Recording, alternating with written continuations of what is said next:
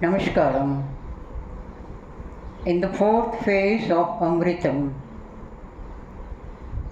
I would like to present few wonderful scriptures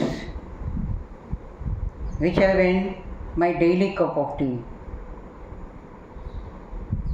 I also have entered the fourth ashram, so it matches with whatever I present. અલગ અલગ શાસ્ત્રોનો આ ચોથા ફેઝમાં, અમૃતમના ચોથા ફેઝમાં અલગ અલગ શાસ્ત્રોનો અભ્યાસ કરવાની અથવા કરાવવાની મારી ઈચ્છા છે. હું પોતે પણ જીવનના ચોથા આશ્રમમાં પ્રવેશ્યો હોવાથી એની સાથે બિલકુલ મળતું આવે છે.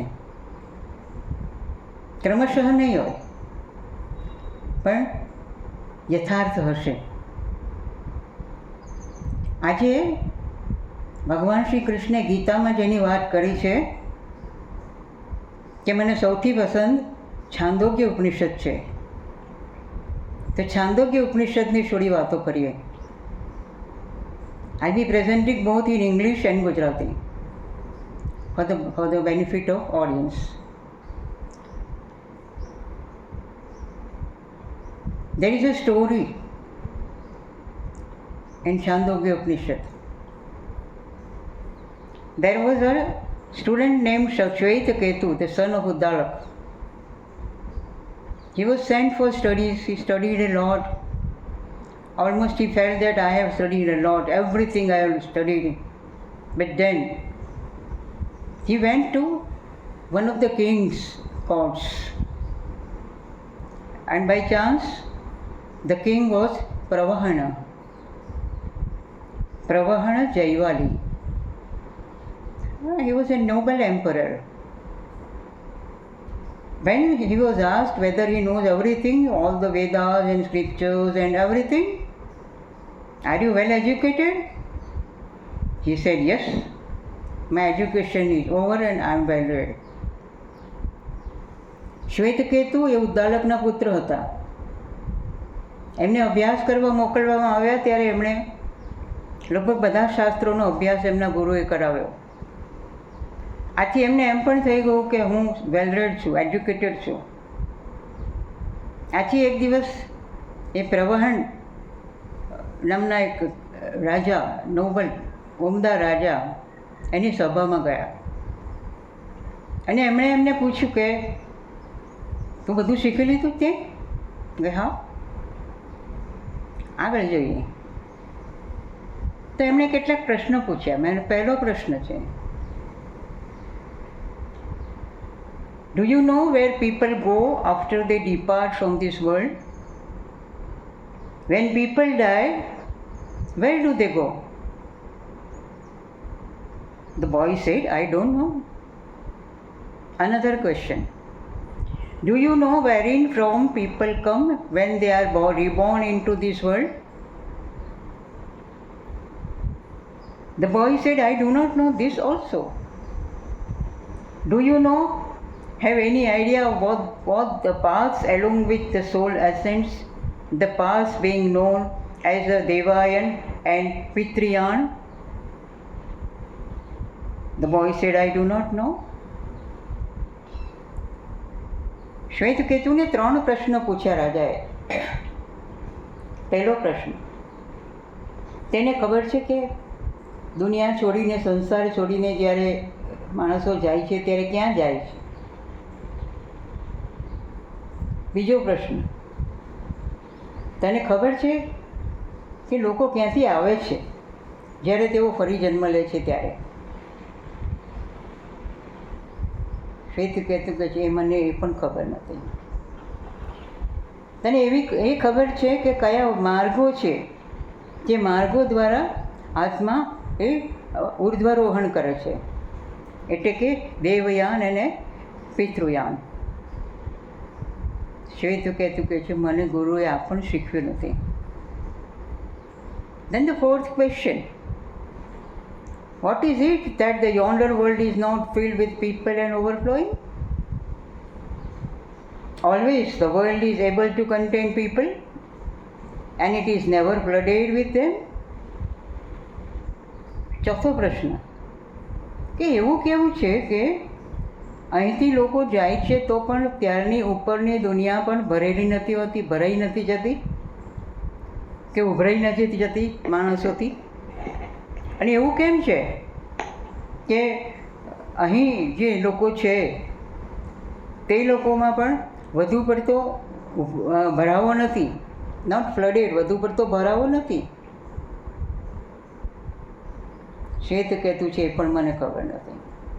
Do you know what are the 5 oblations that are offered and how the 5th oblation as liquid becomes a human being? તને ખબર છે કે 5 પ્રકારની આહુતિ આપવામાં આવે છે, એમાંથી જે 5મી છે તે એ જે પ્રવાહી છે એ હ્યુમન બિંગ બને છે, માણસ બને છે. એ કહે છે મને કાંઈ ખબર નથી. શ્વેતકેતુ નમ્ર થઈ ગયો. તેને થયું કે ના ના, મને કંઈ આવડતું નથી. આથી એનો અહમ ઓગળી ગયો. આથી એ દોડતો એના પિતાજી પાસે ગયો. તો કે તમે તો મને કહ્યું હતું કે there is nothing more for me to learn, that I have completed my education. પિતા પુત્રને પૂછે છે. What are the questions? The father asked. એવા કયા પ્રશ્નો છે કે જે તને ખબર નથી? The boy repeated all 5 questions. એ 5 પ્રશ્નોનું એણે પુનરાવર્તન કર્યું. What are the questions? બધા જ પ્રશ્નો પિતા સમક્ષ રજૂ કર્યા. ઉદ્દાલક કહે છે મને પણ આ બધાની ખબર નથી. ચાલ આપણે બંને રાજાના ની કોર્ટમાં જઈએ, એમને ત્યાં જઈએ અને એમના શિષ્ય તરીકે જઈએ અને આપણે જાણીએ.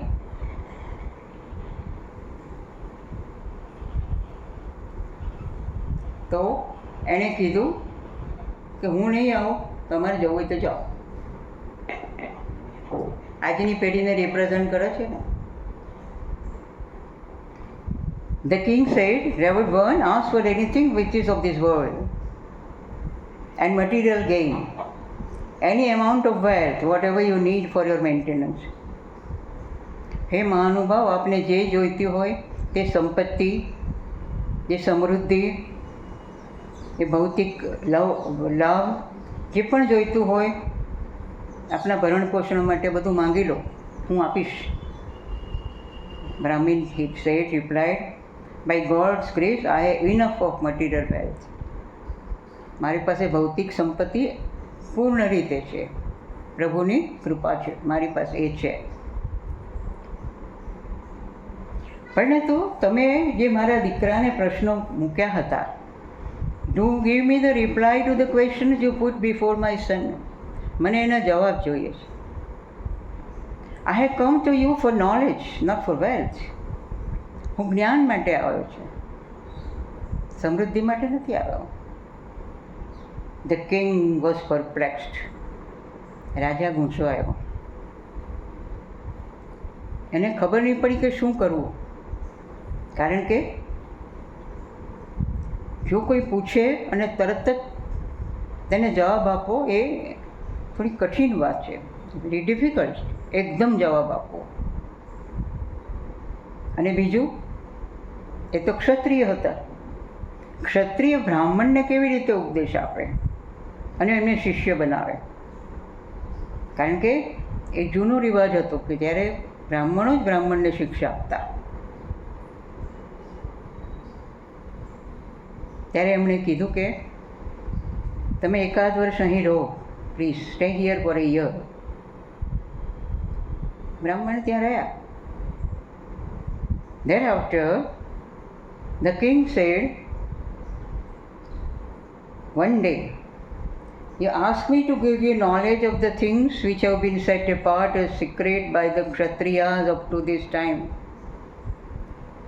તમે મારી પાસે એ જ્ઞાનની અપેક્ષા રાખી છે કે જે ક્ષત્રિયોએ આજ સુધી તમારાથી છુપાવેલું છે, જે જ્ઞાન. Till now, because of the secret of knowledge which the kings had, they were predominant everywhere. અત્યાર સુધી ક્ષત્રિયો પાસે રહસ્ય હતું એટલા માટે તો તેઓ ચારે બાજુએ સર્વશક્તિમાન થઈને ફરતા હતા. These answers which the king gives are certain meditations. અને એ જે એમણે જવાબો આપ્યા તે એક પ્રકારના ધ્યાનની પ્રક્રિયાઓ જ છે. They are processes of attunement of the mind to higher levels of being. મનને ઉચ્ચ કક્ષાએ લઈ જવા માટેની જે પણ પ્રોસેસ, જે પણ પદ્ધતિ છે તે છે. They are called vidyas because they are specific types of knowledge. એમને વિદ્યા કહેવામાં આવે છે કારણ કે એ એક વિશિષ્ટ પ્રકારનું જ્ઞાન છે. તો હવે એક રાજા કયા પ્રકારનું જ્ઞાન આપે છે તે આપણે ફરી જોઈશું. આજે મને સાંભળવાની આપે મને પ્રેરણા આપી, તક આપી, એ માટે I am really thankful to you. Hari Om.